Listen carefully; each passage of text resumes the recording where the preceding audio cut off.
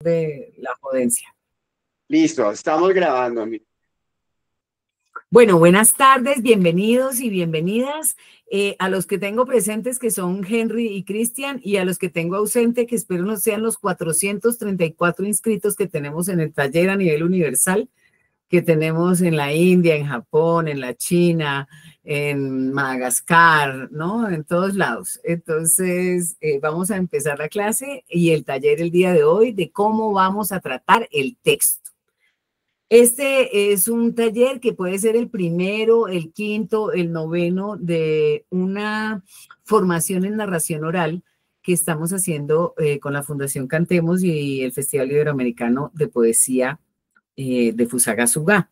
La idea es terminar formando un grupo de narradores que poco a poco con esta experiencia y con encuentros presenciales que haremos conmigo, iremos haciendo ya cosas más físicas, digamos, al respecto de la narración, además de muestras de lo hecho, pero vamos generando como un camino de aprendizaje y de adquisición del hábito de contar cuentos o del gusto de contar cuentos, como por un lado, con lo que tiene de natural, digamos, de la tradición que viene y que todos hemos tenido en la casa y en la familia y en el campo, y por otro lado, con la carencia que nos caracteriza a la mayoría, no necesariamente a todos, pero a la mayoría, que es no tener un antecedente exacto que nos contaba cuentos y del cual aprendimos a contar cuentos. ¿Me hago entender?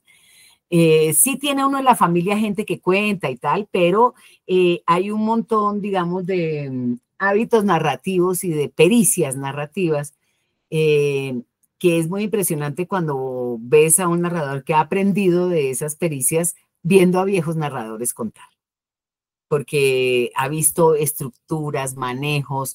Una de las maneras como yo defino la narración oral es el arte de actuar que no actúas, ¿sí? Aquí tiene que parecer que yo no estoy pasando ninguna dificultad, pero yo por dentro estoy sudando frío porque estoy sacando adelante la historia y hay un momento que es bastante intenso en la narración, que es cuando ya tenés al público encarretado. Cuando ya lo tenés encarretado para los extranjeros es encantado, ¿m? Porque un hechizo que ya lograste es muy fácil de romper. Ese sostener el hechizo hasta que termine la historia es, digamos, parte de la dificultad y del aprendizaje de nuestro oficio. Poder mantener de manera regular las imágenes y las tensiones emocionales que se están contando en la historia. ¿El texto qué es? El texto es tanto, porque el texto podríamos pensar que es el libro, pero no, es que el texto puede ser un vecino, un vendedor de la esquina que habla de una manera que a nosotros nos hechiza o nos enseña cosas. El texto puede ser una noticia de periódico, el texto puede ser un aviso publicitario, una historia familiar, porque el texto es aquel material que nos abre el apetito de quererlo decir, de quererlo contar, de quererlo repetir en el tiempo, porque a mí me impresiona mucho, alguna vez en un viaje me encontré como con un maltrato de los organizadores feo, pero el maltrato lo sufrí un día o dos y ya yo me fui de esa ciudad para otra y ya estaba con otra gente, ya todo era otro plan, pero yo me pegué una encabronada, pues usted imagínese cómo me puse yo, como un erizo estaba yo de la putería que tenía con lo que había ocurrido. ¿Mm? Y al cabo de haberlo contado 17 veces, dije, oíste, vos como boba, a vos esto te lo dijeron una vez y vos te lo has repetido 17. O sea, la boba sos vos, porque finalmente, ¿qué? Ya, ¿no? Entonces, este texto, yo me había encontrado en ese desencuentro con esa gente, con un texto que me obligó a repetirlo, que me obligó a fijarme en él de manera obsesiva. que a todos nos ha pasado. Me agarré con el del banco, me agarré con la de Carulla, me peleé con mi novio, lo que sea, ¿no? Y te pegas a ese texto. Y hay un momento en que vos puedes cambiar el texto perfectamente. Y eso que fue hay un texto muy bello de Julio Cortázar que dice que a él lo impresiona mucho porque él muy rara vez ha podido contar algo que le regalan para que lo cuente. Que los amigos y los cercanos y todo el mundo llegan a decirle, mira que me pasó una historia para que vos la contés. Y se la cuentan y a él pues le puede parecer buena, pero no le despierta el deseo de escribir. Mientras que, por ejemplo, Cartas a una señorita en París, que es el cuento de la señora que vomita conejitos por la boca, ¿la recuerdan? Bueno, es un texto muy sencillo, muy bello, que es una mujer que han dejado al cuidado de un apartamento en Buenos Aires y la dueña de la casa está en París. Y la casa es tremendamente organizada. Es un hombre, no es una mujer, es un hombre al que han dejado al cuidado del apartamento. Y un día el hombre siente que le sube una pelucita por aquí, tun, tun, tun, tun, y vomita un conejito. Conejito chiquito, color blanco, lindo el conejito. Y pues, bueno, el hermano no sabe qué hacer con el conejo. Pues, ¿qué haces con un conejo? Entonces termina armándole como en el closet, mete y le empieza a pasar que empieza a vomitar conejos, hasta que a veces vomita 6 conejos en el día. Y mientras la señora del aseo limpia, él esconde los conejos, pero los conejos, si algo tienen, es que son destructivos por naturaleza. Muelen, cagan, huelen, todo, ¿no? Entonces empieza a desordenarse la vida perfecta de aquel apartamento del cual el hombre está encargado. Entonces, finalmente el tipo se termina tirando por la ventana. Y ese cuento le sale a Cortázar de una conversación con la señora que le hacía la limpieza. Dice, ella no supo lo que me dio cuando me contó lo que me contó, pero el cuento de Cartas a una señorita en París me lo inspiró ella.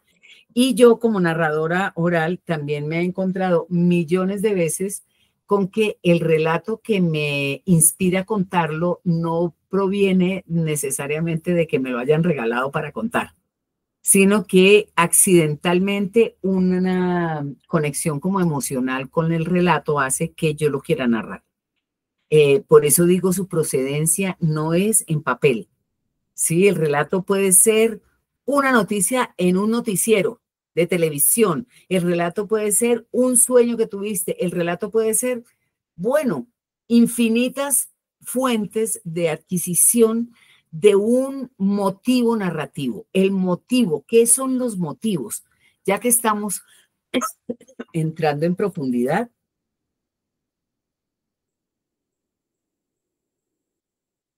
el motivo es una figura simbólica que sintetiza diversos intereses. ¿Ya? Entonces, un motivo de los cuentos son las ranas en los cuentos de hadas. En los cuentos de hadas, las ranas que hacen coros, por ejemplo, que hay coros de ranitas, eso es un motivo de los cuentos de hadas. Buenas, Lina, bienvenida. Otro motivo es... Muchas gracias. De nada. Otro motivo puede ser...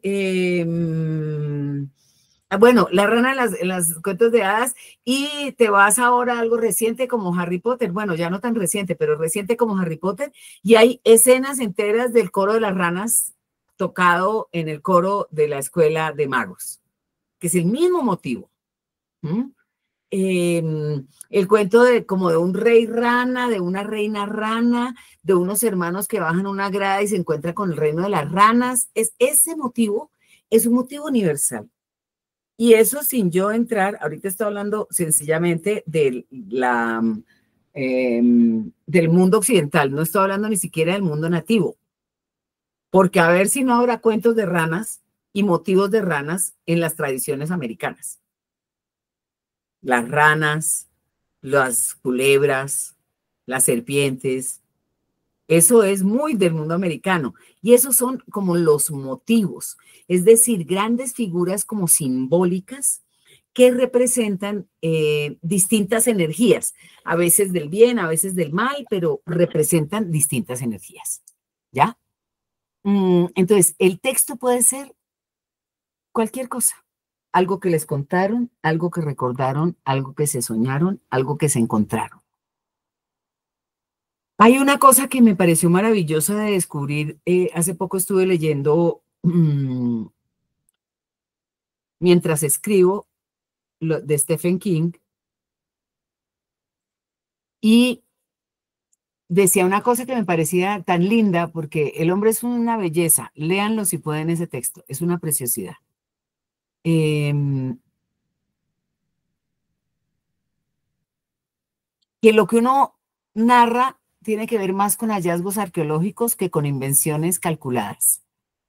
Es decir, tú no creas, o sea, que sus relatos más pensados, más milimétricamente articulados, más armaditos, hilo por hilo, han sido fracasos.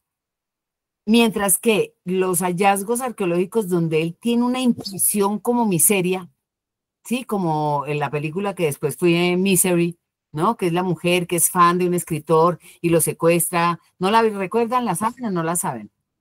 ¿Sí? Eh, ¿Con qué ves? Perdón que se prendió el radio. Un segundo. Peque Emilio, cállate. ¿Va? Espérate, un segundo.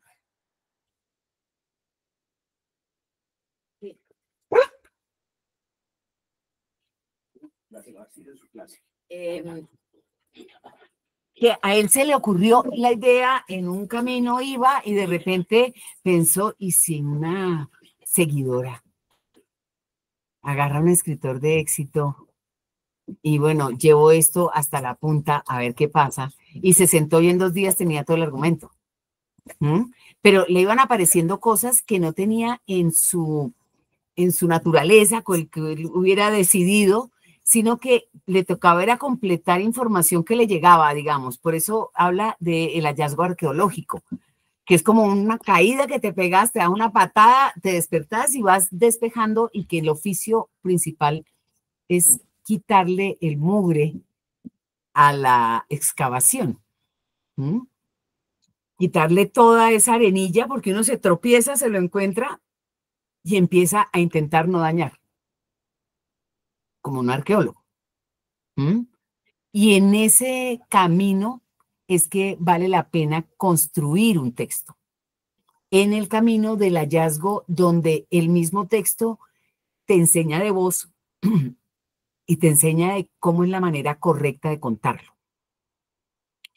Por ejemplo,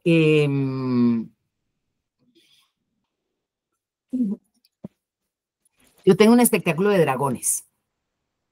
Y el primer relato es un relato de un dragón y una serpiente. Es un texto de Gustavo Roldán, de Argentina.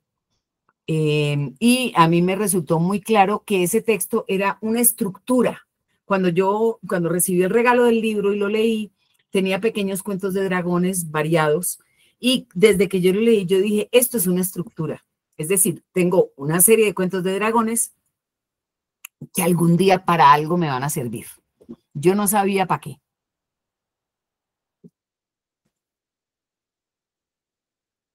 Empiezo a trabajar con unos amigos un espectáculo de cuentos eróticos y yo digo, aquí es el espectáculo de los cuentos de dragones, pero era como, para mí era tan claro como agua clara.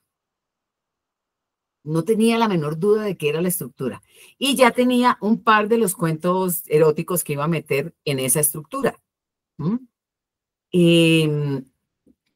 Pero el cómo se integraron y por qué se integraron y resultaron siendo esos es un misterio. Solito se movía. Porque el texto va buscando su camino. Pero lo que quiero decir es cómo se cuenta ese texto. Cuando yo quiero contar el primer cuento, que es el de Dragón y Serpiente, lo voy a contar casualmente, termino estrenándolo en un colegio en Pamplona, España. Como de unos, ¿qué les digo yo? Unos adolescentes, como 12, 13 añitos más o menos. Y cuando empiezo ya a contar el cuento me empieza a salir con unos monstruos, unas voces, unas cosas rarísimas, unos berridos, sobre todo los berridos, una cosa así. Y yo me acuerdo cuando yo solté el primer berrido, que los estudiantes, imagínense, adolescentes, de colegio, cabroncitos de 12 añitos por ahí, ¿no? En el filo del asesinato ya. Y empiezo yo, y salía este monstruo que no aparecía una vez en el cuento, sino como tres, en un cuento bastante corto. Entonces, pues, digamos que yo me frenaba, ¿no? Porque me daba susto lo que me estaba ocurriendo, porque yo no sabía que ese monstruo yo lo tenía por dentro y tampoco sabía qué pasaba con el público que uno le sacara ese monstruo a la vista. ¿Ah? El monstruo había ocurrido, había aparecido de repente y ese monstruo tenía toda la fuerza dramática que yo necesitaba para que el cuento llegara como a su máxima expresión. ¿Ya? Entonces, pero eso no lo pienso, eso sencillamente pasa. Pero no pasa por chiripa o porque no, pues es que me inspiré. No, es que lo trabajé, lo leí, lo imaginé. Pasaban un montón de cosas que iban pasando con conciencia, pero también un montón de cosas que pasaban con inconsciencia. Y en ese juego aparece un personaje que lo importante es que yo no estorbe, que lo deje vivir. Yo creo que Henry debe recordar un ejemplo que yo le ponía en uno de los talleres, tal vez hace 2 talleres, que era un músico que preguntaba que le decían que no, que maravilloso, porque tenía como un violín, un teatro maravilloso, una música maravillosa, y le decían que cómo se sentía pues para hacer lo que tenía que hacer. Y él decía, no, si lo tengo, si lo tengo todo, tengo el instrumento, tengo el público, tengo el lugar, lo único que tengo que hacer es no estorbar. ¿Mm? No atravesarme en el fluido del asunto. Y gran parte de lo que nosotros construimos es un poco un descubrimiento de lo que hacemos. Más que una planeación o un cálculo matemático sobre lo que vamos a hacer, es un poco la comprensión de qué es lo natural que va pasando mientras vas construyendo el relato que vas a contar. Hay un maravilloso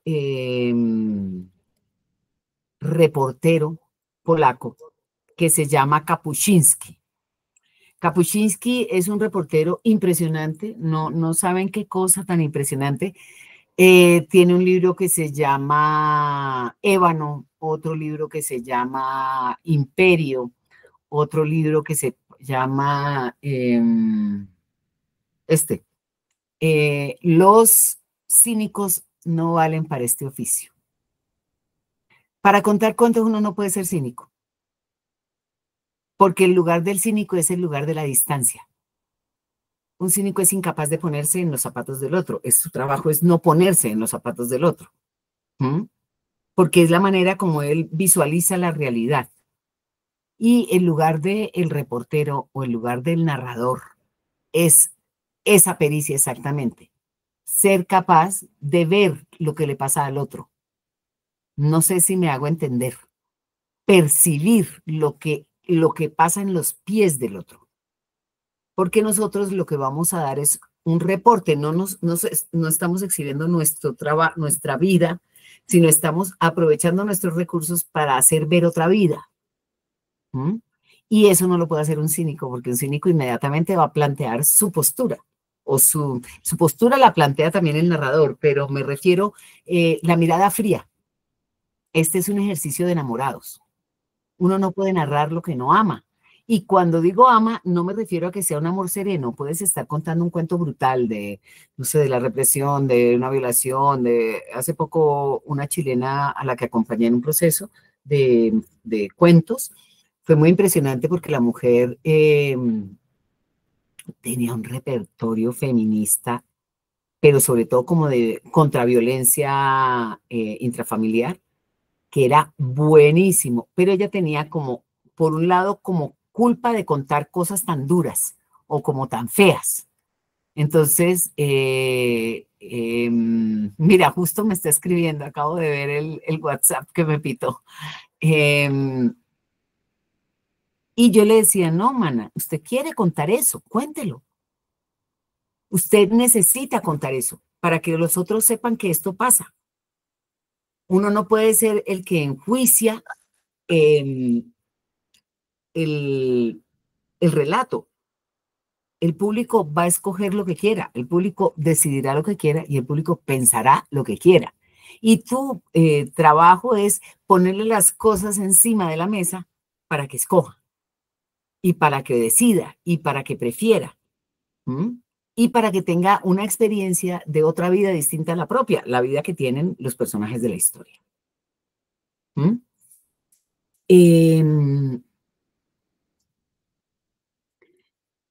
El otro personaje que les quiero nombrar está, bueno, Kapuscinski con los cínicos no valen para este oficio.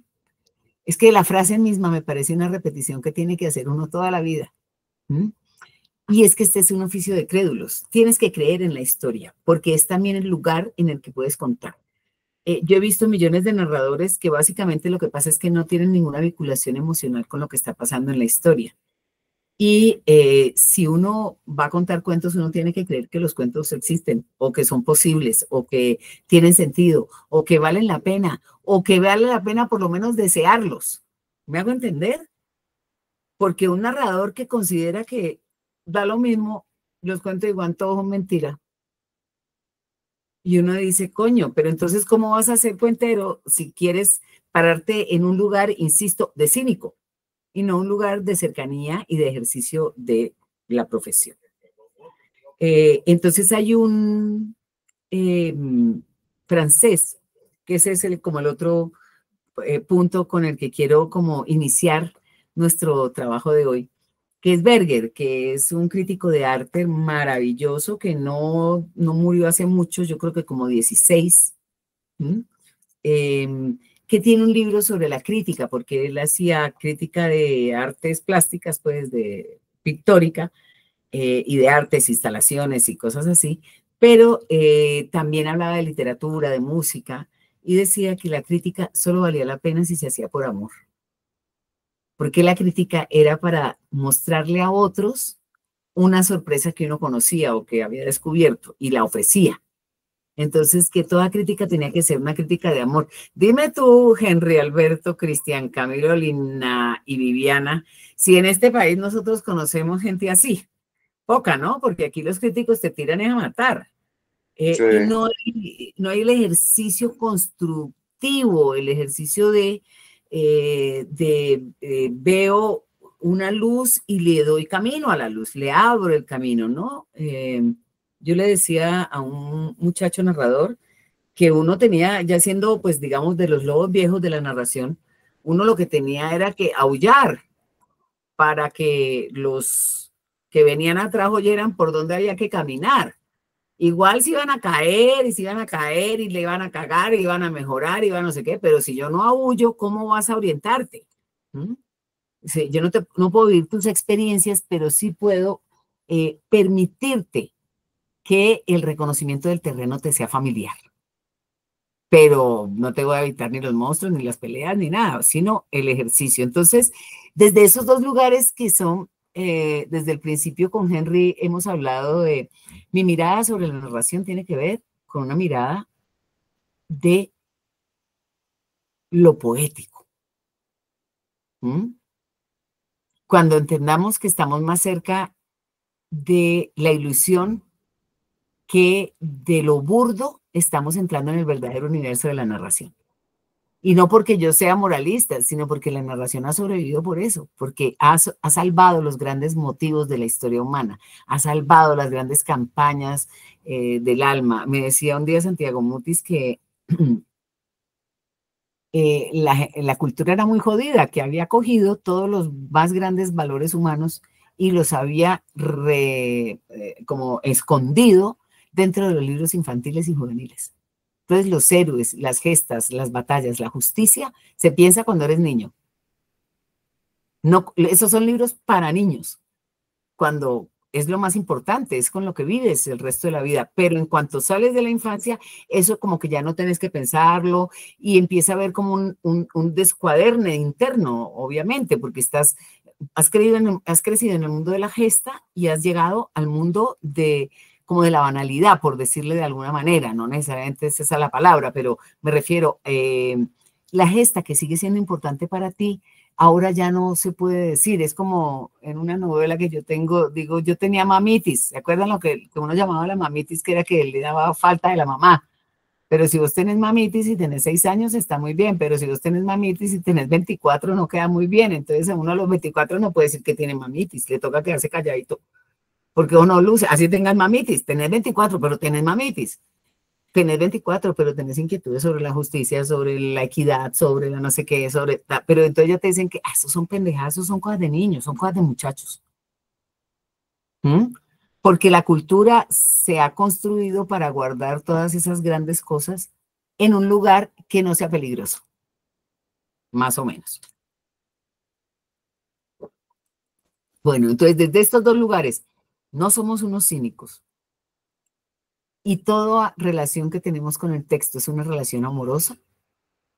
Cuando digo amorosa, me refiero a amorosa. Quiero decir, buena, mala y regular, porque las relaciones amorosas son completas, no son, ay, solo los pajaritos y la florecita. No, no es ya como un culo con el amor, pero se lleva. ¿Mm?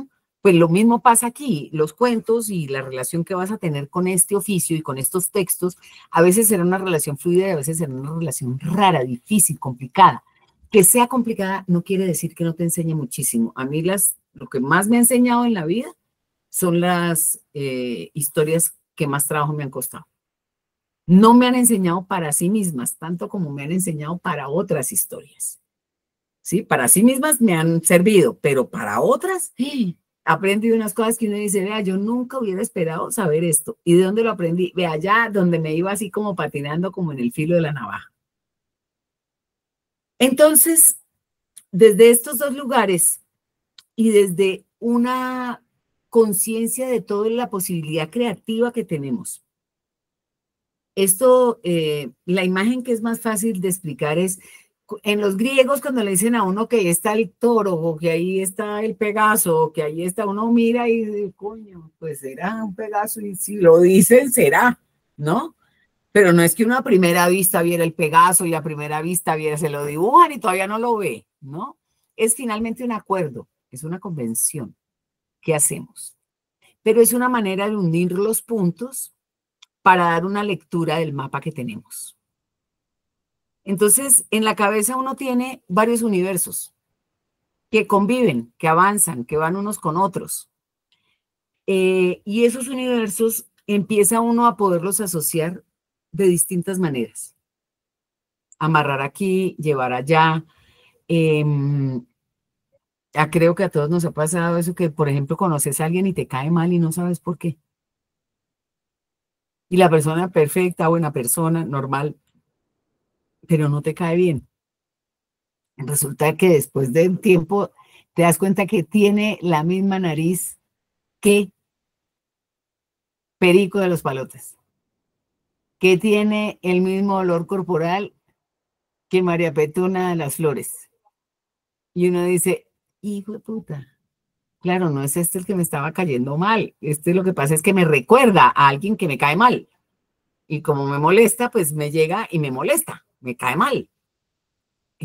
A mí me molestan mucho los olores dulces y tengo una amiga que se echa no huele nada porque es alérgica y se baña en perfume, pero el tarro entero se lo echa en perfumes dulces, dulces, dulces. Y habla murmuradito. Y yo la quiero tanto y yo digo, la tengo que querer mucho porque estas son dos de las cosas que yo menos soporto, un olor dulce y un hablado murmuradito. Pero vos decís, claro, pero es que es un tema energético. Con esta mujer yo me entiendo bien, me cae bien, me siento con una persona leal, pero tiene dos características por las cuales yo podría no me haberme acercado jamás a ser amiga de ella. ¿Ah? Entonces, esas asociaciones extrañas que tenemos en la cabeza son parte de lo que tenemos que hacer. Ahorita les pido así a boca de jarro. Van a contar una anécdota. La anécdota no debe ser muy larga, más o menos unos 5 minutos. La anécdota, la explicación que yo siempre doy es, uno cuenta una anécdota, porque a mí siempre me pasa esto, es que a mí siempre se me pierden las llaves, pero una vez me pasó, bla, bla, bla, bla, bla, bla, bla. O la anécdota puede ser todo lo contrario. Es que, imagínense, yo nunca en la vida pierdo una llave. Y un día me pasó que, bla, bla, bla, bla, bla, bla, bla, bla, bla. O sea, la anécdota tiene un poco de contexto, tienes que explicar un poco todo. Quiero que lo visualicen muy claramente la anécdota. No quiero que me cuenten cuentos, no quiero que me cuenten una anécdota. Más o menos 5 minutos. Y así no les doy, mejor dicho, sino 1 minuto, así cierren ojos, abran ojos para como que decidan cuál. Y les voy a dar el orden que a mí me dé la gana. Eso es lo que tiene haber estado enfermita.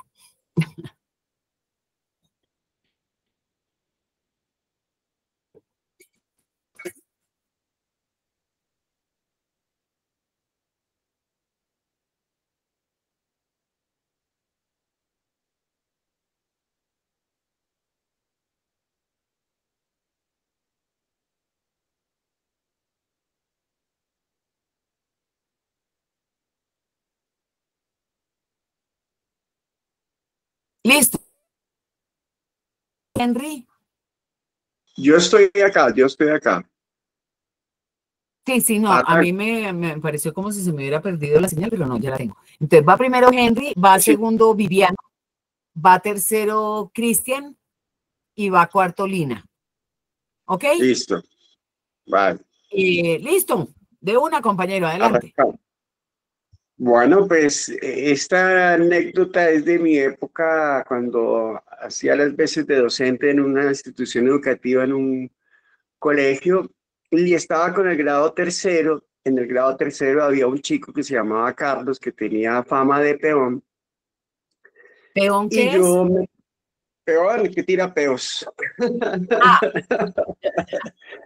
El caso es que yo llegué, me paré en el tablero, puse una cosa para anotar y dije, anoten todos allá al frente, estaban en sus respectivos pupitres escribiendo y todo. Yo me senté en el escritorio y a mí se me salió un peo. Y les voy a contar algo que es verdad. Mis peos muy rara vez huelen y eso se lo puede garantizar mi esposa. Es una vaina rara, pero mis peos suenan, pero no huelen. Pero ese olía fatal, sí, ahorita peo olía hediondo. Pero yo estaba tranquilo porque estaba en mi escritorio y nadie se acercaba cuando de pronto un chiquitín se acerca. Después otro, y cuando menos pensé, estaba todo el círculo de chinos al lado mío, cuando uno de ellos, uy, profe, pero aquí huele a mierda, aquí huele a mierda. Y yo callado, yo no decía nada, y todos voltean a mirar al peón que se llamaba Carlos, usted otra vez, no, quítese de acá, y el chino, pero yo no soy, yo no vi, y yo callado, no me atrevía a decir la verdad que había sido yo, ni el pobre chino sufrió todos los insultos posibles. Gracias a mi peo.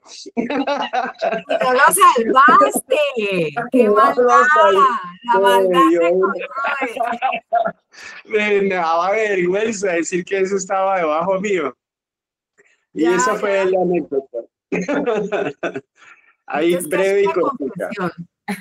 confesión. Gracias. Creo que va Viviana. Va Viviana.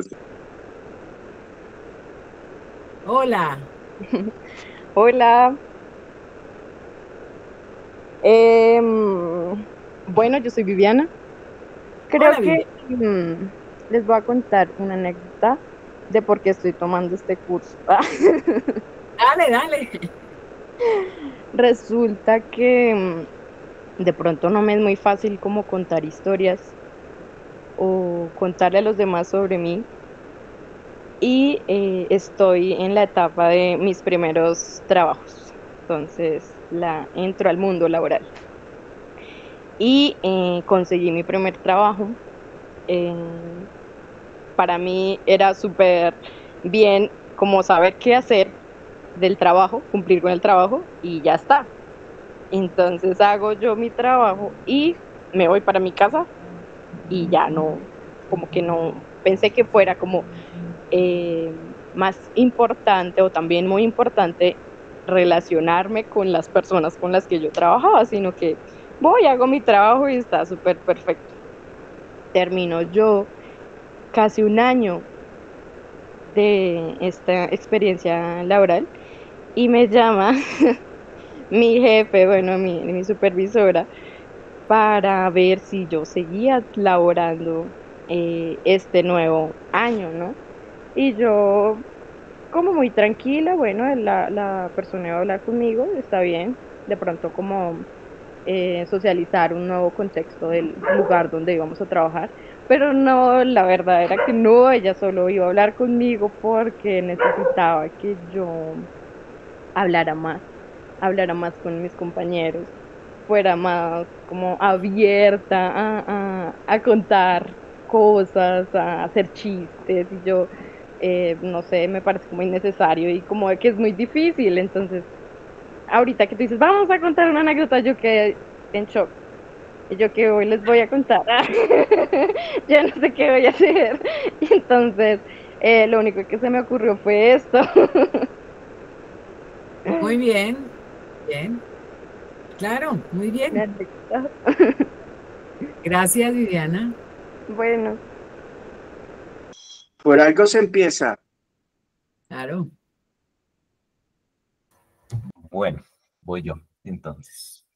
Dale. Las tardes, las casi noche a todos, estaba echándole cabeza sobre qué contar. Y pues me acordé que hoy fue un día especial para mí ahí en el colegio porque estoy haciendo parte como líder del proyecto de gestión del riesgo, ¿sí? Entonces, a mí me apasiona mucho todo el tema de gestión del riesgo y eso parte de dos cositas, ¿sí? Entonces estaba escogiendo cuál de las dos. Una tiene que ver con un suicidio que vi en vivo y otra fue por una situación que me pasó en mi casa. Entonces voy a contar la segunda. Mi mamá, un día fui a visitarla con mi hijo, que por ahí estaba rondando ahorita. Él Ese está, está con las ganas de tomar el curso, yo lo vi, ¿oíste? sí, sí, él está ahí mirando yo qué estoy haciendo. Y mi bebé tenía 6 meses en ese momento, yo fui a visitar a mi mamá, y entonces yo estaba ahí en la casa, estaban mis papás ahí hablando, y yo me fui un momentico a trabajar en el computador cuando escuché a mi mamá gritar. Después mi papá me gritó y me llamó rápido, me fui, mi mamá estaba convulsionando. Y yo llegué, cuando comencé y vi la escena, yo llegué, ¿qué pasó acá? Y mi papá, no, no sé qué hacer. Me di cuenta que él entró en shock y no sabía quién llamar, no sabía qué hacer. Y yo, hay que llamar a urgencias. Y ella, no, llame a su tía. Y yo, no, no llame a mi tía, llame a urgencias. O sea, mi tía no importa, ahorita no importa, me importa es urgencias. Mi papá entró en shock, no se movía y mi decisión fue, tome, téngame al niño, vaya, cuídelo, arrúllelo un rato y yo me pongo a llamar. Y comencé a llamar a urgencias. Tuve que atender toda esa situación. Me di cuenta que a pesar de la situación estresante, tuve mucha calma, mucho control, sabía qué era lo que tenía que hacer, fui puntual, llamé a emergencias, fue la ambulancia, ayudé a sacar a mi mamá, se la llevaron para el hospital, le recibí el bebé a mi papá, ya le dije a mi papá, le alicé todos los papeles, le alicé todo, le dije, váyase con mi mamá. Ya cuando salió, volví como en mí y comencé a llorar. En ese momento me di cuenta que tengo mucho control sobre esas situaciones de estrés, ¿sí? La otra situación, pues, fue la del suicidio, que fue muy parecida. Entonces, comencé a meterme en el cuento de cómo ayudarle a la gente a canalizar en esos momentos de estrés de emergencias y resulté metido en todo eso y ahorita en el colegio, por situaciones que han pasado también con los chicos, soy líder de el Ve plan que de riesgos. Entonces, todo cómo llega a ese punto. Esa era la anécdota que yo quería contar. brutal, brutal. Muchas gracias, Cristian. Lina, Qué bonito. Eh, bueno, mucho gusto. Mi nombre es Lina. Creo que aquí no conozco sino a Henry. Estamos también con un taller de audiovisuales. Yo soy estudiante de dirección y producción de medios audiovisuales y mi sueño gigante y el que yo creo que digo no me voy a morir hasta no cumplirlo es llevar a través de todos esos, precisamente, todos esos cuentos, mitos, leyendas, de los lugares rurales, locales, al cine, al audiovisual, a un método, un medio en el que todo el mundo lo pueda conocer y que no mueran simplemente ahí, ¿no? Sino que sea algo que podamos trascender. Tengo muchísimas anécdotas, pero se me viene algo a la cabeza. Toda la vida he sido algo, digámoslo que como torpe. Para caminar, yo sí soy la que siempre se cae. Cuando vamos a algún sitio, yo soy la que siempre se pierde.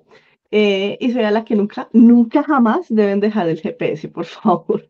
Yo soy la que va de copiloto y te digo, después de que pasamos 5 minutos, ay, era la curva anterior, ¿va? Em, Hay algo con lo que mi familia siempre, siempre, siempre se ha reído de mí y creo que ya es anécdota familiar. Mm, Cuando yo tenía 16 años, yo estaba estudiando en el SENA, acá en Fusa, entonces, y teníamos un negocio, mis papás tenían un negocio, una panadería en el centro. Desde el SENA al centro hay 10 minutos caminando. A la hora del almuerzo, yo salía del SENA, corría a mi casa, al local de mis papás, almorzaba y tenía que regresar corriendo. Tenía 40 minutos más o menos, entre ir, venir, comer y salir corriendo. Tenía que utilizar media velada y tacones. Y pues no tenía el tiempo para andar cambiándome. En ese ir y venir y el corre, corre, llegué yo a almorzar y mi mamá no tenía el almuerzo listo. Entonces me dijo, no, no, espérate, espérate, yo te frito un huevo ahí con el arroz duro, no, no, no te puedes ir así sin comer. Yo comí súper rápido, el huevo quedó muy tostado y entonces hay una partecita de esos huevos tostados, no sé si les ha pasado, me lo bajé entero y se atoró, se quedó acá. Mira, eso fueron como, no sé, quizás 10 segundos por mucho. Pero yo me atoré y como dice, ¡ah! ¡ah! ¡ah! Y mami, mami, auxilio, auxilio, va, ven, ven. Y comenzaron a hacerme como primeros auxilios, pero no sabían qué hacer, no tenían ni idea de primeros auxilios. Y fue muy gracioso porque me echaban aire, me daban agua, me hacían de todo y yo no lograba desahogarme. Hasta que por fin vino alguien de enseguida y metió la mano asquerosamente, sacó el trozo de huevo y yo logré pues respirar. Untada de huevo con arroz, sudada, despelucada, ¿cómo estaba? Corra nuevamente al SENA. Entonces fue algo muy, muy gracioso porque ahora cada vez que voy a comer, todo el mundo es como, pilas pues que esta boba se ahoga, pilas pues, corte poquito, haga el pasito con la carne, mastique bien. Y toda la vida es así. Tengo 36 años y todavía me cuidan con los trozos que me como. Ya, bueno, esa es Bien, una de las muchas anécdotas que gracias. se me ocurrió por ahí. Muy bien, muy bien, muy bien. Ahora voy a pedir un segundo trabajo.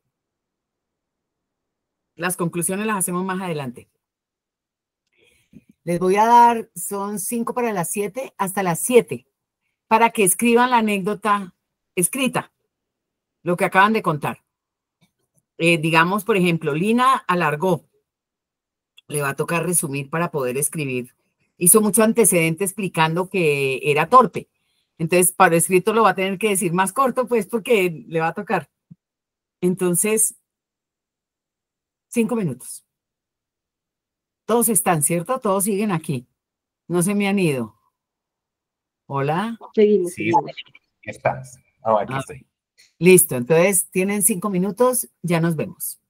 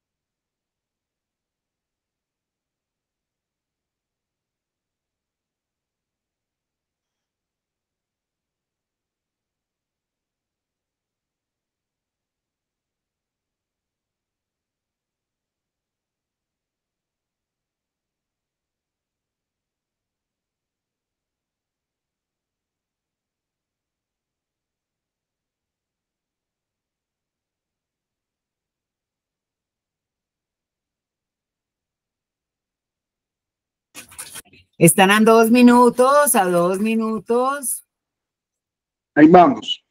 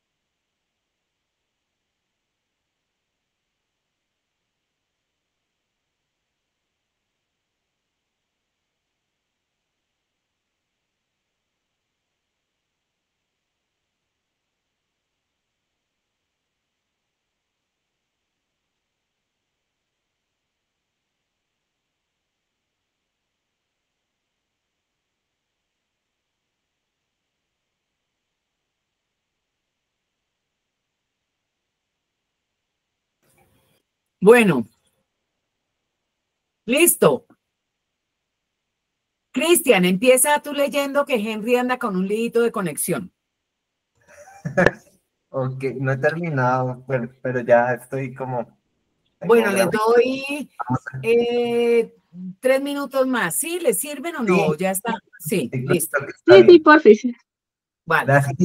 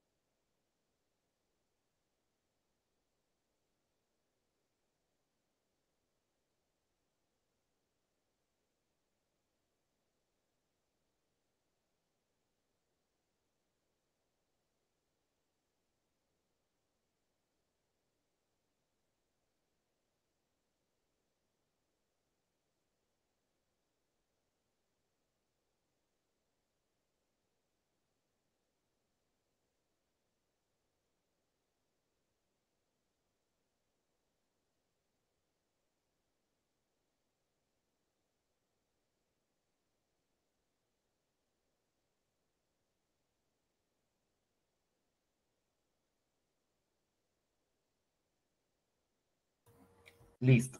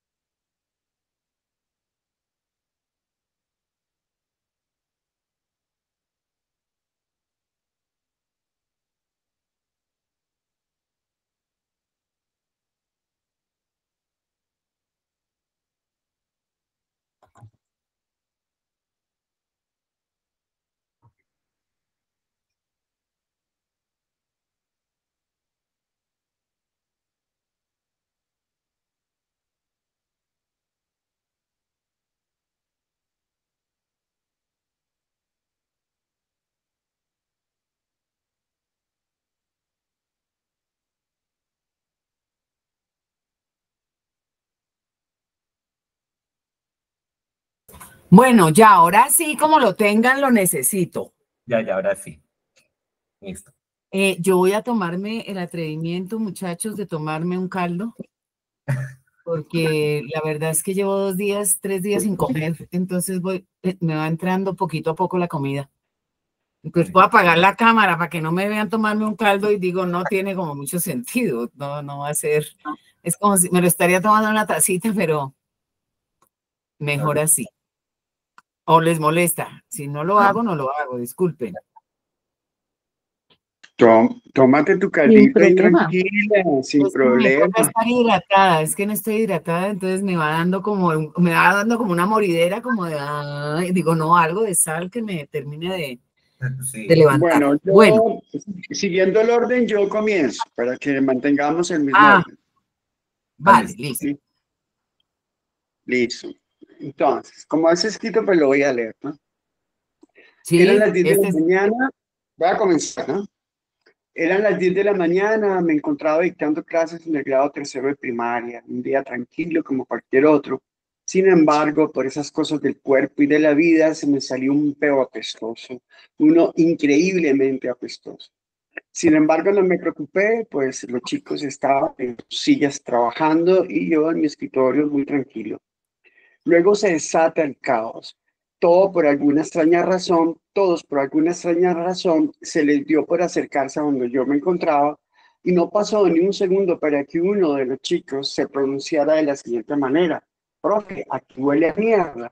Quedé paralizado, no quise decir nada y en ese momento otro peladillo, más pequeño que el anterior, señala a Carlos, un pequeñín que tenía fama de pedorro. Así que todos a coro gritaron, otra vez usted, Carlos. La verdad, me quedé en silencio, no dije ni media palabra. Para ser franco, no fui capaz de asumir mi responsabilidad de que el dueño del pedo era yo y dejé que el chico se llevara un mal rato. Mira, yo te oigo esa historia y me da como para origen de Tom Sawyer eso. Muchas gracias, Henry. Muy bien. Creo que después va Viviana. Luz Janet, como tú entraste luego, te pido, vas a ir un pasito atrás, pero no nos importa. Ellos lo que hicieron fue que primero contaron una anécdota que les había pasado, vida pues, después la acaban de escribir. Tú te vas a incorporar en este momento, Luz Janet, entonces tú cuando te toque tu turno, que va a ser la última después de Lina, nos cuentas una anécdota oralmente, ¿vale? Buenas ¿Listo? noches, muchas gracias. Sí, señor. Vale, bueno, listo, Viviana. Bueno, entonces, en el mundo laboral no solo es importante saber hacer su trabajo. ¿Quién diría que es importante saber hacer chistes y amigos? Casi un año laboral y no pude predecir que la retroalimentación de mi trabajo en la empresa y una de las condiciones para seguir sería aprender a comunicarme de manera informal, saber congeniar y hacer chistes. Cuando mi supervisora me llamó a reunión y me pidió que mejorara mis habilidades comunicativas, me replanteé la relevancia de los chistes en el contexto laboral. Creo que sería más fácil una capacitación sobre Excel. Pero aquí estoy, en un taller de narración escénica para lograr hablar y quien quita pueda algún día hablar por oficio. Muy bien, gracias. Muy bien, ahora le toca creo que a Cristian. Sí, creo que me alargué. Bueno, vamos a ver. En estos momentos soy líder del proyecto de gestión de riesgo en mi colegio donde trabajo. Eso me ha permitido atender varias situaciones y me gusta ser parte de eso. No es gratis. Creo que muy pocas cosas en el mundo son gratuitas y en este caso se remonta a 6 años atrás. Un día estaba visitando a mis papás para que compartieran con mi hijo que para ese momento tenía 6 meses. Todo iba normal hasta que en un momento escuché un grito de mi mamá seguido de uno de mi papá. Fui corriendo a ver qué pasaba y encontré a mi mamá tirada en el piso convulsionando. Mi papá, mientras tanto, estaba junto a ella en estado de shock. Recuerdo que yo le decía que llamara a emergencias, pero mi papá en su pánico solo repetía que debíamos llamar a una tía. En ese momento sentí solamente el deseo de actuar rápido y bien, así que le pedí a mi papá que cuidara a mi hijo mientras yo me encargué de llamar a emergencias, pedir auxilio, ayudar a los paramédicos y alistar las cosas para que mi papá acompañara a mi mamá a urgencias. Todo fue muy rápido, tan rápido que cuando volví a reaccionar ya había solucionado la situación y finalmente rompí en llanto. Ese día sentí que tenía el control suficiente para afrontar emergencias y tomar decisiones efectivas a tiempo. Así que aquí estoy atendiendo situaciones para ayudar a más personas en los momentos difíciles. Muchas gracias. Ahora le toca a Lina. Ok. Dice, imagina que puedes ver tu muerte en unos últimos minutos. Imagina que puedes ver tu muerte, esos últimos minutos de tu vida. ¿Cómo crees que serían? ¿Ya? ¿Qué viste? Adivino que no fue un huevo frito, ¿verdad? Pues bien, así fue como casi me pasó. Tenía 16, joven, bella, adolescente, y sí, hay que reconocerlo, algo torpe. Estaba en el local de mis padres y tenía como mucho 5 minutos para almorzar y salir corriendo. En tacones, falda y por supuesto medias veladas. ¿Lo pueden creer? Odio los tacones. Pero bueno, ese es otro cuento. Lo importante es que intentaba comer arroz duro y sí, huevo frito. Muy, muy tostado. Comía de pie y bueno, la verdad no comía, tragaba. Así que puede decirse que es mi culpa lo que pasó a continuación. Sentí que el aire no llegaba a mis pulmones. Por Dios, me dolía la garganta y mientras mi cuerpo sudaba, no sé si por la angustia de ver a mis padres gritando o por miedo de morir de la manera más absurda, ahogada con un huevo frito, ¿lo pueden creer? He escuchado que hay gente que muere de manera absurda, pero un huevo, ¿en serio? Pasaron segundos, eso creo. No es como que mirara el reloj, pero como bien dicen las abuelas, yerba mala no muere fácil. Y sí, aquí estoy. Luego de la angustia y el dolor, sigo andando en esta tierra, amando con pasión, comiendo despacito y evitando los huevos fritos. Vale, Listo. muchas gracias. Perdón la interrupción, llegó mi familia, mi hijo. Tranqui, tranqui, muy bien. No hay que pedir perdón porque es que estamos en un relato de anécdotas. Entonces, la anécdota tiene una condición que por eso la escojo para empezar, que es la intimidad, la cercanía y la evocación. Entonces, perfectamente en una anécdota alguien te puede contestar, te puede comentar, puede llegar el niño, puede ladrar el perro, que ha estado tan delicado hoy. Pero es, digamos, un color que es muy natural en la conversación, ¿no? Listo, Luz Janet, cuéntanos tu anécdota. ¿Era de algo en especial o...? No, libre, la que quieras. No muy larga, máximo 5 minutos. Dios mío, no se me ocurre algo. ¿Qué cuento? Algo que te haya pasado, cualquier cosa. Porque siempre te pasa y ese día te pasó más, porque nunca te pasa y ese día te pasó. Em, No tiene que ser de humor, no tiene que ser de dolor. Aquí hubo como de varios colores, no hubo anécdotas solo de risa ni solo de tristeza, mezcladito, lo que quieras. bueno, algo de colegio. Me gustaba mucho hacer fonomímicas y, y era como todos los centros literarios aprovechaba para hacer fonomímica.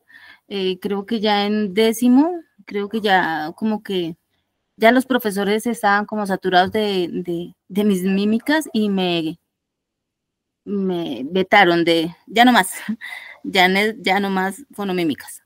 Luego entré a trabajar a un colegio como auxiliar administrativo y pues fue la posibilidad de volver a retomar porque en todas las actividades que se presentaban, el día del alumno, días así culturales, pues aprovechaba nuevamente para volver a hacer mímicas. Entonces fue un trabajo muy bonito porque me dio la oportunidad de volver a ser niña. Vale, muchas gracias. Ujú. Bueno, ahora la tercera etapa. A Luciana le va a tocar de primera, hacerla por primera. Ahora van a escribir otra vez la anécdota. Pero si recuerdan, yo les decía que nosotros dentro nuestro tenemos como varios universos que conviven. Digamos como las constelaciones griegas, el Pegaso, la Osa, ¿no? Pero esos puntos que se unen los une uno voluntariamente y hay cosas que parece que están lejanas.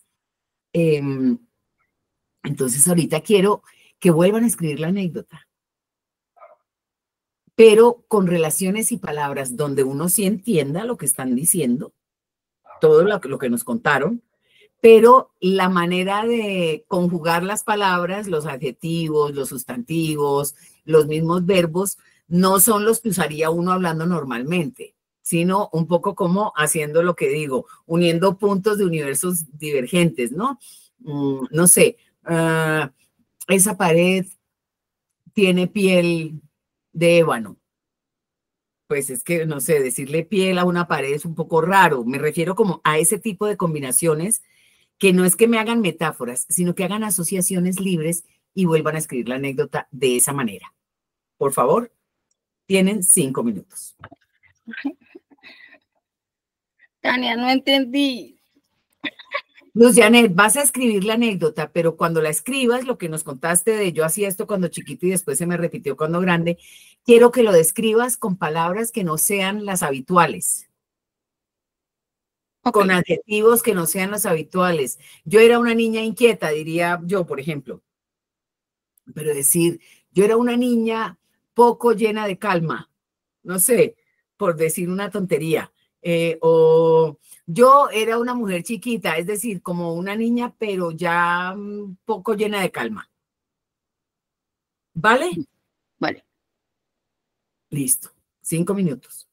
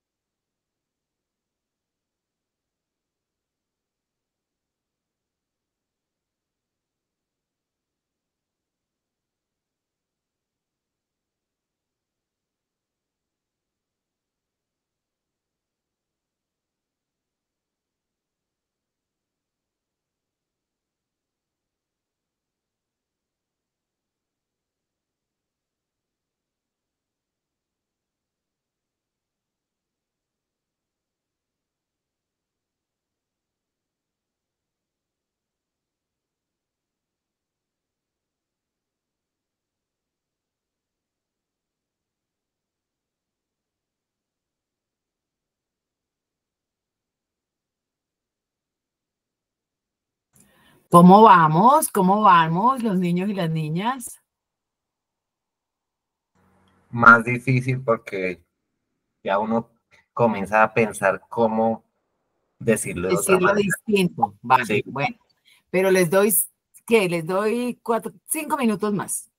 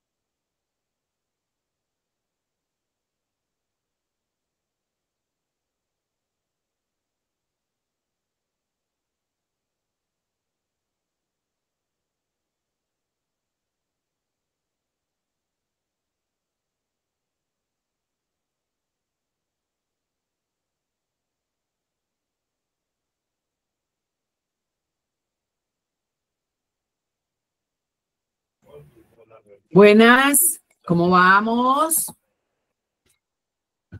¿Aló? Bien. Bien, ya. Sí, bueno, listo, arranquemos, ¿no? Ok.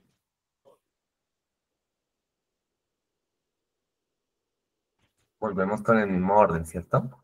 El mismo Sí, orden. por favor. Bueno, no, en 5 minutos es muy complicado, pero bueno, ahí traté de mejorar un poco las cosas. Eran las 10 de la mañana, cargada de lluvia como los meses de abril. Me llevaba dictando clases en el grado tercero de primaria, en un día tranquilo como cualquier otro. Sin embargo, por esas cosas del cuerpo y de la vida y el estómago, se me salió un pedo apestoso, de esos que corroen el aire que se respira. Sin embargo, no me preocupé, pues los chicos estaban en sus sillas trabajando y yo en mi escritorio como siempre. Luego se desata el caos, un caos que no me lo esperaba. Todos, por alguna extraña razón, se les dio por acercarse a mi escritorio y no pasó ni un segundo para que uno de los chicos se pronunciara de la siguiente manera. Profe, aquí huele a mierda. Quedé paralizado, no quise decir nada y en ese momento otro peladillo más pequeño que el anterior señala a Carlos, un pequeñín que tenía fama de pedorro. Así que todos a coro gritaron, ¿otra vez usted? Por supuesto, el acusado se defendió como pudo ante la acusación sin muchos resultados por la fama adquirida y allí el refrán, haz fama y échate a dormir. Vale, Sí. vale. Gracias. Sigue Viviana.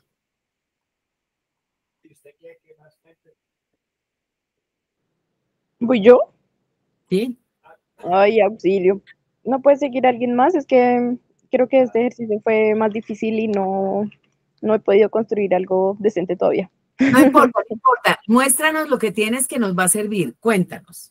No, de verdad que como que me trabé en iniciar de nuevo y solo como que he tachado muchas veces la primera línea y no avanzo. Entonces no tengo nada todavía. ¿Vale? Cristian. Listo. Entonces, espérame, ya termino la última palabra ya. Dice, lograr liderar como profesor el Comité de Atención a Emergencias no fue un golpe de suerte. Eso se lo dejo a ese momento, hace 6 años, donde una visita a mis papás me mostró habilidades que creí que hasta ese día eran inexistentes. Allí estaba yo, presenciando cómo mi mamá permanecía en estado de convulsión, acompañada de mi papá que, a decir verdad, no había mucho de mi papá en ese hombre lleno de pánico. Llamemos a su tía, me gritaba mientras recorría la habitación con la mirada perdida. No sé qué sucedió exactamente en mí en ese momento, solo sé que tomé las riendas de la situación y en un momento de heroísmo, tal vez de movimientos involuntarios, pedí a mi papá que cuidara a mi hijo. Y yo recuerdo que comencé a hacer lo que mi corazón me decía, hazlo rápido pero hazlo bien. Tomé el teléfono y llamé a emergencias. Del otro lado me respondieron que pronto llegaría la ambulancia, así que debía tener controlada la situación. Lleno de adrenalina cuidé a mi mamá. En cuanto llegaron los paramédicos, seguí sus indicaciones cual si fuera robot de servicio. Al final corrí por una maleta donde empaqué los elementos necesarios para poder decirle a mi papá que ya todo estaba controlado y que podía acompañar a mi mamá al servicio de urgencias. Cuando el silencio volvió a la casa, todo mi cuerpo volvió en sí. Mi cabeza se sacudió un segundo y fue suficiente para estallar en llanto, como si toda la adrenalina se hubiera condensado en lágrimas. Esa noche fue única, sublime, pero suficiente para que el hombre que lloró ese día sea el hombre que cuida a toda una comunidad educativa desde el punto más sencillo, la vocación.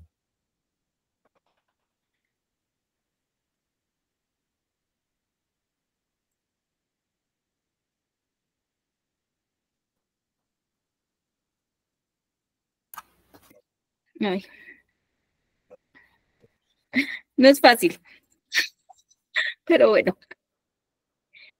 Janet, una pequeña introvertida, soñaba siendo cantante y que su voz se escuchara en todo el planeta. tomaba el micrófono, encendía la radio y esperaba la canción que esperaba. Se paraba frente al espejo y empezaba a cantar. Lloraba al repetir la letra de las canciones, se emocionaba, se aplaudía y terminaba con una venia ante su única y fiel asistente,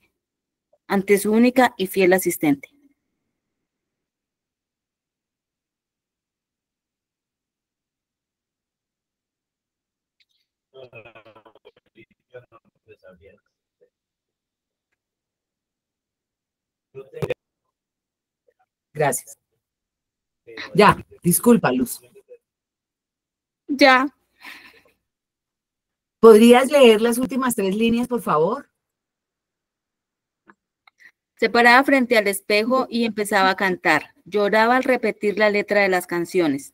Se emocionaba, se aplaudía y terminaba con una venia ante su única y fiel asistente. Muy bien. Bueno, en este pedazo del ejercicio se me pusieron, yo no pedí que lo hermosearan. Yo pedí que hicieran relaciones insólitas entre las palabras. Como cuando aparece ese meme de los, ¿cómo se llaman los que ven las letras al revés?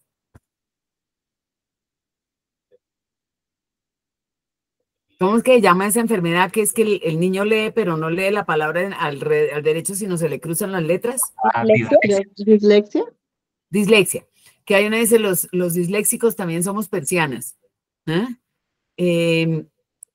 Yo pido un encuentro con las palabras que no sea hacerlas bonitas o mejorar la letra, sino descubrir que un texto es un terreno para buscar.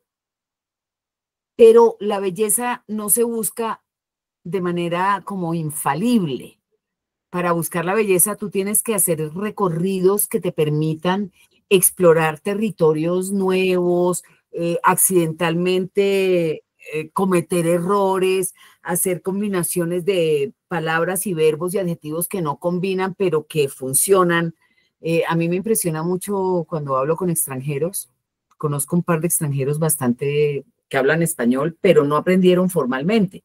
Entonces, cuando hablan en español, cometen errores, y pongo las comillas entre comillas, pero esos errores terminan como revelándote unas maneras distintas de las palabras. Sí, yo tenía un maestro que no decía no tanto, un maestro de teatro, sino decía no tan mucho, porque él no sabía, pues el tanto, no conocía la palabra, entonces él lo decía como comprendía que se podía decir, o como cuando los niños dicen el elefante, ¿sí? El elefante, y el elefante es una sola palabra, no es el elefante, los niños en general oyen todo pegado. Tienes que disponer una apertura hacia la palabra y hacia el uso del texto, donde la combinación de las palabras no sea para vestir de gala la historia.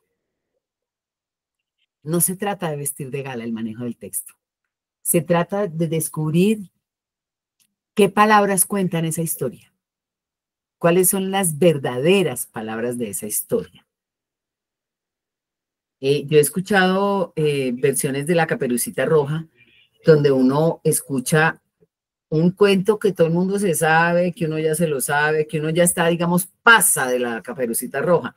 Y de repente ves una versión donde en la versión se ha logrado profundidad, gracia, inteligencia, brillantez, una mirada del mundo distinta, un hallazgo de una mirada nueva, digamos, de la cultura a través de lo más manido del mundo, que es el cuento de La Caperucita Roja. Como he oído cuentos desconocidos que no me interesan para nada, porque el que los cuenta no ha logrado que las palabras cuenten esa historia. ¿Sí me hago entender? Las palabras son forma y fondo de la historia. Yo a este ángulo también lo llamo un poco el tono. ¿Cuál es el tono de la historia. Si es una historia donde el que narra es una persona más discreta, o si es una historia donde el que narra es más intrusivo, o si es una historia donde el narrador es tonto, su gracia es ser tonto al narrar y de esa manera va relatando la historia, o su manera es ser la abeja que se las sabe todas, ¿ya? Todo depende de quién quiere narrar la historia.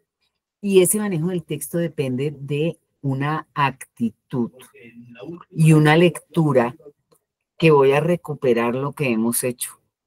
Amorosa, entregada y creativa. Por eso hablamos de las constelaciones. Por eso el ejercicio ahorita no me gustó, porque no hubo un trabajo creativo. Me vistieron de luces lo que ya me habían contado y yo no pedí eso.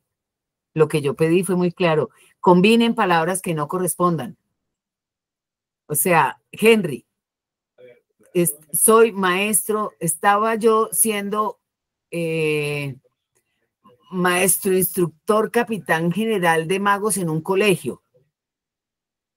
Y había un niño que tenía fama de producir unos olores corporales capaces de tumbar 2 palacios que se habían caído. ¿Me entiendes? Me estás rompiendo el universo con las palabras y yo estoy entendiendo lo que está pasando. Pero aquel día, mientras yo estaba sentado en el trono de la clase, de repente se me escapó un pedo apestosamente poderoso que fue como un alarido de llamado a los niños y todos vinieron a mí en busca de oler el pedo. Y cuando llegaron al lado mío empezaron a decir, huele a mierda, o empezaron a decir, oh maestro, se va a caer el edificio. ¿Sí me hago entender? Una magnificencia o una disminución o una relación absurda de las palabras entre ellas, porque uno no utilizaría esos adjetivos para esas palabras o esos sustantivos para esos adjetivos o esos verbos para esas acciones. Pero que yo comprenda y me llenes como de, ajá, mira, claro, yo nunca jamás hubiera dicho un pedo estrambótico, ¿no? O si ya habías dicho el niño pedorro, entonces el niño que tenía fama de haber roto la historia del pueblo por un pedo. Y vamos, ¿sí me hago entender? Subir, bajar, ampliar, anchar, porque nuestro ejercicio con el texto tiene que ser un ejercicio de confianza y de riesgo. Entonces, cuando Viviana me dice, no, porque yo no tengo algo que valga la pena, ahí ya empezamos a tener problemas, porque tú no puedes decir que no vale la pena, tú no sabes. Tú me vas a contar algo. Eso algo que tú me vas a contar va a contar cosas que tú quieres contar y a la vez va a contar cosas que van a contar sobre ti. Y eso que va a contar sobre ti, por eso es que te lo pide la jefa. No es que ella te quiera poner a dar chistes. No, es que alguien que no establece relaciones interpersonales no permite saber quién es. Y la señora puedes trabajar muy bien, hacer no sé qué, pero con la gente con la que uno convive laboralmente es bueno saber si va mejor por este lado o va mejor por aquel, si le favorece más esto o aquello, y eso solo se sabe en la comunicación. Tienes que descubrirlo en la comunicación. También pasa que Viviana es joven y le complica más, digamos, establecer relaciones apelativas. Cuando hablo de la relación apelativa, de la función apelativa del lenguaje, es la función de relaciones presenciales, donde el uno habla, el otro contesta, el uno habla, el otro contesta. Y yo animo la conversación desde una gestualidad que al otro le transmite. No debe ser, Vivi, solamente que no te expresas, sino que no transmites apelación a la comunicación. Entonces puede ser una persona silenciosa, pero que apela a la comunicación, comenta con los ojos, mira, atiende, reporta la recepción de la información. Hoy estaba hablando con un colega sobre que una de las cosas que más fuerte nos ha pasado ahorita con la narración después de pandemia es que son generaciones que han crecido delante de pantallas y la pantalla no te pide que le respondas. En cambio, uno como cuentero sí necesita que el otro le responda. Si el otro, por eso es tan feo que dejen las cámaras apagadas, porque al tener las cámaras apagadas yo me quedo hablando a nada. Aquí yo no le estoy hablando a nada. Y es muy difícil para mí saber si estoy comunicando. ¡Vete! Si estoy entrando en buen lazo, si estamos en buena comunicación. Perdón, pero es que si no, este loco se pone a ladrar porque se prendieron los 4 perros a la vez. Entonces, la apelativa, que es esta sencilla de, me hizo una cara, me dijo, para una comunicación directa, da mucha información en tus relaciones. Cuando yo cuento, cuando cualquiera cuenta delante de un público, uno tiene una función apelativa permanente con el público. Uno sabe si hay ritmo, uno sabe si la gente está oyendo, uno sabe si la gente está concentrada, porque no respira igual un público dormido que un público activo y presente de la situación. Y uno eso lo nota por la apelación. Pero ahora cuando vas a las universidades, los muchachos se encarretan, te ven, te oyen y tal, pero no te responden, son inexpresivos físicamente. Pero vos decís, tan raro, ¿no? Porque no hacen expresión, te están mirando, te están oyendo, ocasionalmente hacen alguna sonrisa o algo, pero es una cosa pétrea ahí que vos decís tan raro y los mirás, y si los mirás muy duro, digamos muy intensamente, te quitan los ojos porque creen que los vas a como amenazar. Entonces bajan los ojos al celular. Y vos decís, ve, mira lo que se pierde la función apelativa cuando hemos tenido pues unos años como los que tuvimos con la pandemia, y ese rezago que queda de distancia, de virtualidad, de comunicación a través de un intermediario frío, que no es lo mismo que el intermediario cálido y cercano de la conversación. ¿Sí me pillas, Vivi, lo que te estoy diciendo? Y la otra cosa es que es importante que ustedes pillen que en este taller no hay errores, todos son procesos de aprendizaje, de amplificación, de búsqueda. Entonces, claro, yo tan antipática, les pongo un ejercicio y les digo, no, así no me gusta. Ay, no, así no me gusta. Pero es clave que también vayan entendiendo que yo los quiero libres, que los ejercicios son para que la caguen, no para que acierten. Porque si quieren acertar, no funciona. Uno acierta y cuando va acertando va como consiguiendo tesoritos que le dan información sobre la técnica, sobre las estructuras, sobre las formas. Y si yo les digo, estamos hablando del cielo y tenemos a Pegaso y tenemos al otro lado la Osa Mayor, les pido que por favor unan los puntos de constelaciones que no existen. Y me cuentan lo mismo, sencillamente me lo vistieron de oropeles, entonces ahora está más vestido, ahora tiene palabras más raras, ahora tiene... No, eso no es nada, eso, ahí no han hecho ningún esfuerzo de... Tengo que generar una relación entre, insisto, entre la palabra perro y la palabra cemento. O sea, voy a describir la belleza de mi perro. Mi perro es blanco como el cemento, blanco. Mi perro cuando está fresco uno lo toca y uno se refresca porque se pone frío como el cemento. Mi perro, cuando uno se golpea con él o él lo golpea a uno, lo tumba y uno se da tan duro como cuando se cae sobre cemento. Esto es un relato de una cosa que no corresponde a ser narrada con el material del cemento. Y eso era lo que yo estaba pidiendo. Busquen una forma de decir lo que ya nos contaron, lo que ya entendimos, de una manera como insólita, de una manera que nos permita descubrir pequeñas luces de la realidad. Tengo una amiga que tenía un blog, lástima que se le cerró, que se llamaba Música para Vampiros. Y tenía una introducción que a mí me quedó como sonando mucho en la vida. Decía que a ella le gustaba la cosa, lo raro, lo que en el mundo se llamaba raro, porque era como uno estar en una habitación y de repente hay una habitación abierta, una puerta semiabierta, y a través de ese filo abierto uno ve un mundo que uno no conoce. Uno se asoma y dice, uy, tan raro.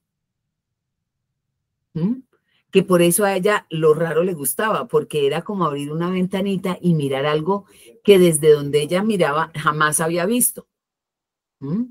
Y ese es el ejercicio del narrador, dar luz sobre realidades que todos hemos vivido, pero que el otro te nombra. O te trae a la memoria y vos decís, uy, claro, eso sí me había pasado a mí. Uy, claro, tal cosa. Que un poco lo hacía Lina cuando decía, es que yo soy la que, yo soy la que, yo soy la que, pero ya me reduce mucho el espacio cuando ella me dice que tengo yo que pensar de lo que ella me cuenta. ¿Recuerdan el cuento de Lina? Los dos, el del huevo, pues. Entonces ella me está poniendo tanta especificidad sobre lo que quiere que yo oiga de lo que ella es, que no me deja que yo lo imagine, y en tanto eso sale demasiado delante de la historia. Entonces la comenta. No es que no funcione, funciona, pero por ahora trabajemos más en contar lo que contamos que en comentar lo que contamos. ¿Sí? Vamos a trabajar, nosotros nos vamos a ver el domingo, yo espero ya el domingo.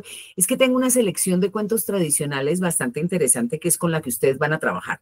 Ustedes van a tener que preparar esos cuentos, el que sea, pero es que hay como 2 o 3 que no me convencen, pero claro, he estado muy mala y todavía no tengo la fuerza para hacer. Sé por cuáles cuentos los voy a recuperar, estoy pensando si les mando los enlaces, si los vuelvo a subir todos a la web para que ustedes los bajen en el del Drive, eso denme unos días.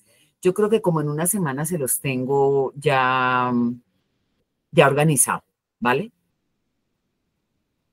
Eso. Ese es nuestra... bueno, no les pregunté, ¿tienen alguna pregunta? ¿Alguna inquietud? ¿Algún comentario?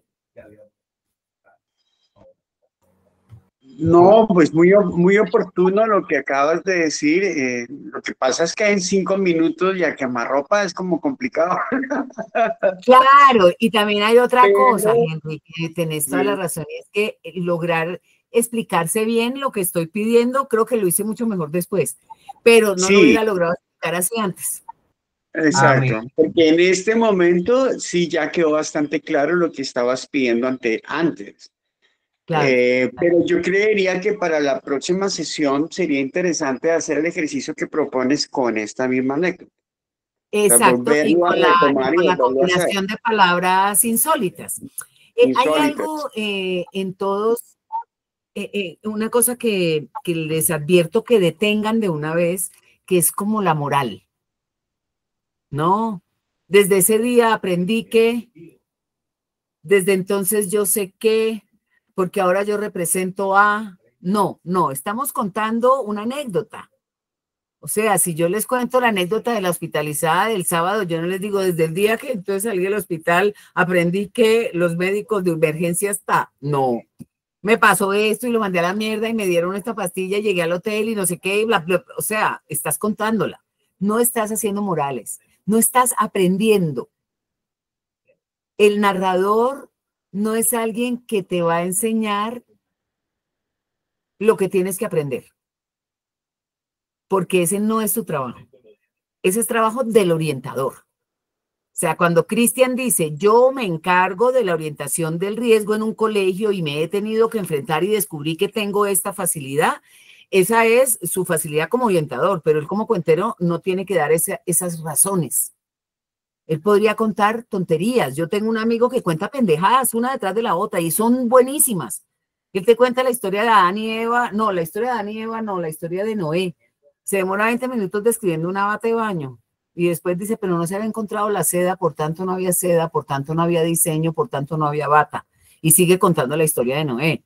Y todo lo que hace lo hace lleno de una cantidad de detalles, pero lo que en él cuenta de la vida es esa capacidad del detalle de lo inútil. Porque ese es el gran robo que nos han hecho, pensar que uno viene a la vida a ser productivo. Y realmente el gran robo es quitarnos la posibilidad de estar pensando en un bordado de seda cuando la seda todavía no había nacido, ¿sí? En una posibilidad creativa de la vivencia y de la vida. Entonces, cuando Campa hace estas historias, vos decís, cómo he disfrutado, cómo me ha sentado de bien, pero ¿qué me contó? Buenísimas, cosas buenísimas, pero tejidas con este universo de lo inútil, porque lo inútil es algo que tenemos que rescatar. No todo tiene que estar planteado desde el lugar de la utilidad. Hay cosas que pueden estar planteadas desde el lugar del afecto, de la frescura, de la risa. Hace como una semana me encontré con mis amigos, tenemos un combo de jugadores de juegos de mesa, y estaba hablando con otro amigo y le digo, es que me voy a encontrar con el Oscar y con el Elkin y nos vamos a dedicar a perder el tiempo. Vienen a perder el tiempo a mi casa 2 horitas.